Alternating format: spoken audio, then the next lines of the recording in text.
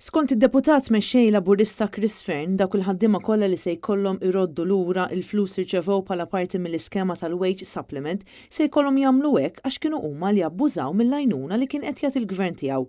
Fern spiċċa jipprova jagħti l-iżball li sar min-naħa tal-Malta Enterprise. L-abbuż ma jsirx mill-Malta Enterprise, l-abbuż isir min jabbuż, aħna ma nixtiequx li jabbużaw. Ftit tal-imilu ħarġet l-aħbar li l-Malta Enterprise qed tagħmel reviżjoni ta' aktar minn 1500 qoti ta' flus li kienu nataw bħala wage supplement. Dan għaliex skont il-gvern jista' jkun li kien hemm xi abbużi meta kienu konfermati dawn l-applikazzjonijiet. L-iżviluppi relatati mal-wage supplement qed iwasslu biex ammont kbir ta' kumpaniji u ħaddiema issa qed ikunu mġiela iħallsu dawn il-flus lura.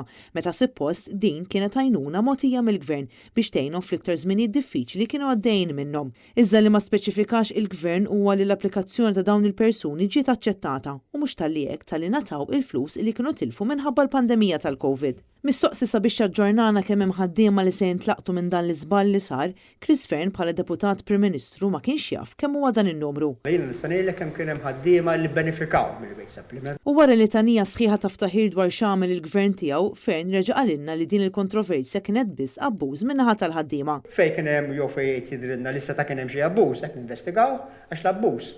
Żgur li ma rridux aħna. Wara numru ta' tentattivi biex Fern iwieġeb il-mistoqsijiet tagħna, d-deputat Prim Ministru spiċċa ammetta li hemm numru ta' ħaddiema li ntlaqtu minn dan l-iżball b'mod innoċenti u li l-qudiem kien se jagħtina l-ammont tal-persuni li ntlaqtu. Meta jkollna figura ntuwilkom. Sissa għadu mhux ċar jekk il-ħlas lura li l-gvern għandu xisir mill-kumpaniji li applikaw għal dan il-grant jew inkella mill-ħaddiema nfushom, ħlas li jrid jintrat lura fi żmien sentejn. Issa il-Malta Enterprise qed tipprova tagħti l-iżball li sar billi qed tgħid li dawk kollha li kellhom impjieg full-time u impjieg ieħor part-time mhux suppost li kienu intitolati li jingħataw il-wage supplement għal part-time tagħhom.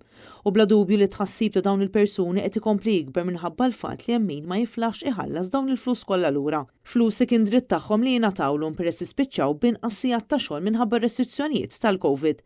Bosta jinsabu rrabjati għal mod kif jeżistu dawn l-anomaliji kollha u dwar kif qed jiġu trattati mill-gvern issa li għaddiet l-elezzjoni ġenerali.